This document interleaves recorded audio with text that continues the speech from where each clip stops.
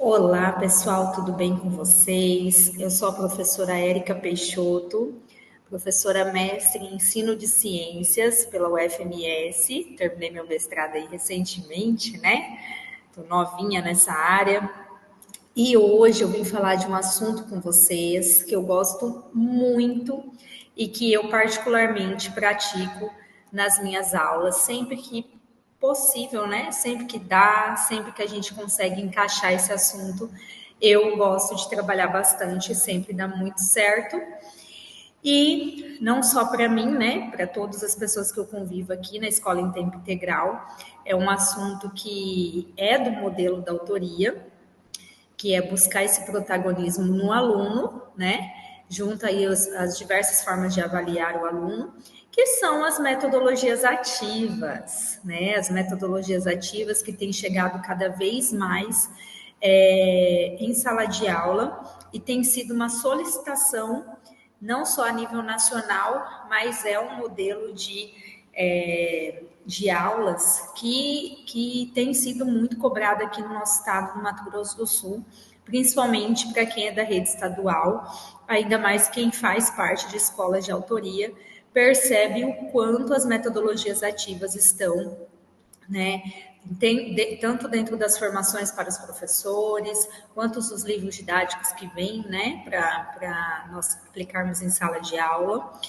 E é algo que eu sempre gostei, né? Mesmo antes de saber que tinha esse nome, metodologia, é algo que eu sempre gostei e tentava aplicar. E está no edital para o processo seletivo do Estado e em diversos editais na área da educação. Você aí que vai usar essa aula para você estudar para qualquer concurso na área da educação, é um assunto que geralmente vem casadinho aí com as formas de avaliação, as formas de você avaliar de uma forma integrada, formativa, né? E não aquela questão de memorização. Eu preparei um material aqui para vocês, que eu vou deixar disponível, tanto para quem é do curso, quanto para quem só adquiriu as apostilas. E esse material, ele complementa a apostila que vocês já podem ter adquirido, e se não adquiriu, peça já a sua, a apostila de conhecimento pedagógico, que você pode usar tanto para o processo seletivo do Estado, quanto para qualquer concurso que está aberto aí na área da educação. É uma apostila bem completa, ela tem bastante exercício, e aí hoje eu fiz um outro e-book para vocês, para a gente discutir, tá bom? Eu vou compartilhar aqui a minha tela com vocês. Vocês geralmente estão aí acostumados, né, com a professora Ruby aqui, e aí eu resolvi invadir um pouquinho aqui a aula de vocês para complementar com esse assunto que eu gosto bastante, que eu gosto de aplicar e que eu usei no meu mestrado. Foi por isso que eu comecei falando aí do meu mestrado. Meu mestrado foi na área de botânica, eu sou professora de biologia e afins, né, gente? Porque nesse novo ensino médio a gente pouco dá aula de biologia, damos aulas de outras áreas. Entrou alguém aqui na sala que eu estou. Deixa eu tentar voltar aqui para voltar no início aqui do e-book que eu preparei para vocês.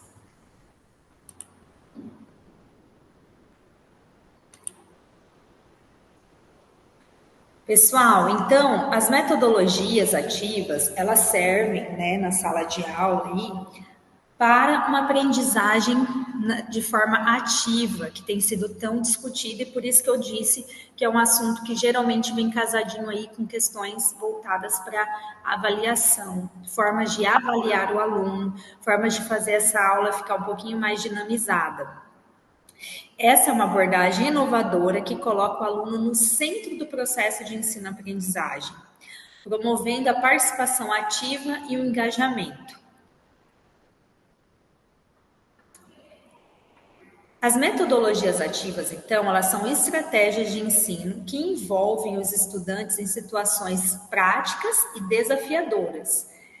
Dando um gancho, é tudo o que a BNCC traz para nós, principalmente nas competências e habilidades que a gente tem que desenvolver nesse aluno. nós podemos abordar as metodologias ativas independente da área de ensino, tá, gente? Geralmente, quando a gente fala de algo desafio, algo que envolva problema, a gente remete às aulas de matemática, né? Desafios de matemática, desafios na língua portuguesa, mas as metodologias ativas, elas devem ser abordadas em qualquer área de conhecimento. E como eu disse no início do vídeo, cada vez mais o cerco está se fechando para isso, né? Quanto mais tradicional é aquele professor, menor a chance dos alunos estarem engajados com o conhecimento que ele está tentando passar. Com as metodologias ativas, a gente geralmente percebe na prática que esse aluno, sim, ele precisa de uma parte ali teórica, embasada, mas é na hora do desafio, é na hora que essa aula mais prática está acontecendo, é que talvez aquela habilidade que ele ainda não tinha alcançado é junto com a metodologia ativa que você consegue alcançar. Uma outra coisa, o Estado tem trabalhado muito nas formações da rede estadual a questão da equidade. E para que a gente consiga equidade em sala de aula, você tem que ter diversas ações, porque às vezes o mesmo assunto, ele consegue ser atingido de diferentes formas, com diferentes ações em sala de aula. Então, talvez só explicando no quadro, você consiga ali atingir de 40% a 50% dos alunos. Às vezes, uma metodologia ativa bem empregada em tal assunto faz com que uma sala toda consiga ter uma aprendizagem significativa sobre determinado tema, tá? Ao invés de meros receptores passivos do conhecimento, os alunos desempenham na metodologia ativa um papel ativo na construção do seu aprendizado. Quais são os benefícios das metodologias ativas na sala de aula? Primeiro, engajamento. Isso pode cair na prova agora de domingo, né? Essa aula aqui está sendo antes do processo seletivo do Estado, agora em dezembro de 2023, mas pode ser uma das coisas que pode ser cobrado. O que essa metodologia traz para a sala de aula de benefício? Benefícios, engajamento. Quando você coloca o aluno diante de algo desafiador, como eu vejo, por exemplo, quando eu levo eles no laboratório de ciências, quando a gente faz uma sala de aula invertida, eles fazem o quê? O engajamento maior com aquele assunto. Colaboração, quando você trabalha as metodologias ativas, principalmente em duplas, grupos. Pensamento crítico, que é uma das competências da BNCC também, né? Desenvolver esse pensamento crítico, criativo, né? Científico no aluno. A aprendizagem significativa. Os estudantes relacionam o conteúdo com as experiências e conhecimentos anteriores, tornando o aprendizado mais relevante. Aqui estão alguns exemplos de metodologias ativas, tá, gente? Na apostila de vocês, como eu disse anteriormente, tem mais exemplos. É que assim, todos os dias a educação ela está caminhando, tá? Todos os dias a educação ela vai expandindo, novas teorias vão surgindo aí, novos feedbacks, né? E aí sempre alguma metodologia ativa pode estar sendo inovada ou inventada, digamos assim. Então aqui eu pus algumas bem conhecidas ou não tanto conhecidas por vocês, mas na apostila tem quase todas as que a gente tem descrição delas na nomenclatura, tá? Nas referências. Então, aqui nós temos uma que eu gosto muito, que eu pratico muito. Esse ano, a sala que mais deu feedback para mim dessa metodologia ativa foi o primeiro ano do ensino médio. No primeiro ano do ensino médio, eles gostam muito de fazer sala de aula invertida, mas muito mesmo. E mesmo quando a gente tem pelo menos uma prova, aqui na escola de autoria que eu trabalho, a gente tem uma prova que é mais tradicional, né? Licença, gente. Fazendo propaganda aqui da Copa. Mais tradicional, o que acontece? Eles se saem muito bem na prova de simulado e tal, porque num primeiro momento eu trabalho o Flip Classroom, que é a sala de aula invertida, que nada mais é do que aquele aluno se preparar antes para depois discutir determinado assunto. Pode ser que seja até mesmo no formato meio que de um seminário, de um podcast, de elaboração de um vídeo. A gente assiste aquelas aulas Ou, por exemplo, eu trabalhei muito esse tema agora em separação de misturas, métodos de separação de mistura. Dividi os grupos, teve alguns que quiseram ficar de forma individual, e aí eles mandavam no grupo da sala, apresentavam para os colegas o vídeo que eles gravaram, um ou outro só que não quis gravar vídeo, e depois que aquelas apresentações foram feitas, todos foram avaliados sobre todos os temas. Então, os estudantes assistem a aulas pré-gravadas, pode ser assim também, em casa ou antes, né, da aula, no caso aqui na escola em tempo integral, eles se preparam na hora do almoço e tudo mais, e usam o tempo em sala de aula para práticas e discussões sobre o tema. Uma outra que cai muito em prova é a aprendizagem baseada em problemas. E como eu disse no início, não necessariamente em matemática, tá, gente? Pode ser em qualquer assunto, em qualquer disciplina, história, geografia, arte, nas unidades curriculares, nas eletivas. Inclusive, a gente teve uma eletiva na área de matemática que fez essa metodologia ativa, juntando com jogos, com tipos de jogos que são comuns, como o bingo, por exemplo. E aí, o que acontece? Os alunos resolvem problemas reais em grupos, aplicando conhecimento teórico na prática. Eu fiz essa metodologia ativa também numa disciplina que chamava empreendedorismo, onde os alunos tinham desafios de questões financeiras, principalmente, para eles, né, fazerem ali e aplicar na prática aqueles problemas. Instrução em pares. O que é instrução em pares? Os alunos eles se ajudam mutuamente, discutindo e explicando conceitos, promovendo a compreensão mais profunda de um determinado assunto. Essa aula, essa metodologia ativa é muito legal para que vocês trabalhem, por exemplo, um tema que vocês viram que um aluno ali tem mais habilidade, aliás, desenvolveu mais fácil aquela habilidade, e o outro aluno tem mais dificuldade.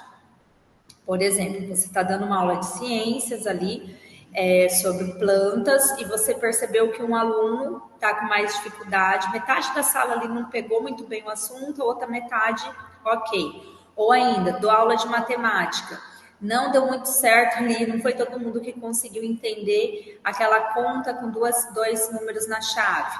Então, você vai sentar os pares com um que sabe, aprendeu mais rápido, com outro que está com mais dificuldade, ou por afinidade também, e geralmente dá muito certo, gente. Você passa aquela atividade, falam para eles resolverem em pares, dá muito certo.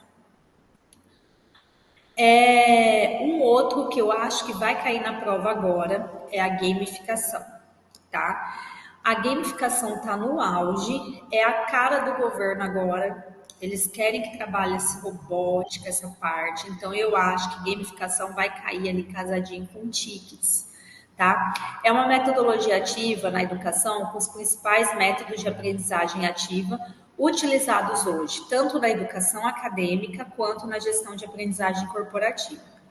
Trata-se essencialmente de trazer elementos comuns aos videogames, como desafio, regra, narrativa, storytelling e geral, para o ensino. Então, você pega um conteúdo. Vamos pegar aí na minha área um conteúdo de cadeias e teias alimentares, por exemplo. E aí você gamifica ele. Você pode colocar tanto os alunos para produzir esse videogame, ou o professor pode ter acesso a um game sobre o assunto que já existe, que tem vários sites, gente, vários sites que fazem gamificação de diversos assuntos, de português, história, geografia, arte.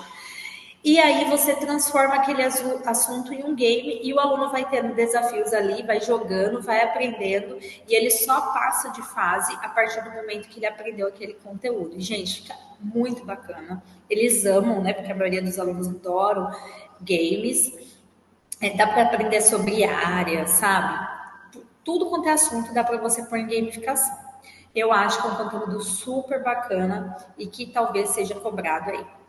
Design Thinking, como o nome dá a entender, é um pensamento voltado para um designer, onde geralmente os alunos eles têm que criar algo, um protótipo, eles têm que pensar em algo desafiador ali para aquela escola, por exemplo, que seja diferente e eles devem encontrar uma solução para um problema, que pode ser, por exemplo, numa intervenção comunitária da vida, numa pesquisa.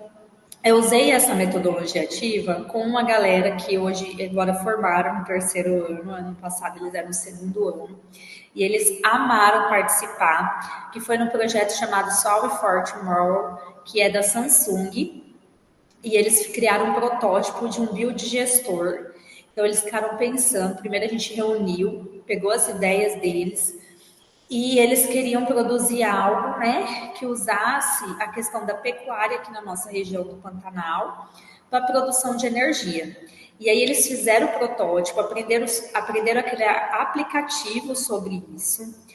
E a gente ficou entre os 20 semifinalistas no nacional, gente, entre milhares, centenas, né? Centenas e centenas de escolas que participaram a nível Brasil.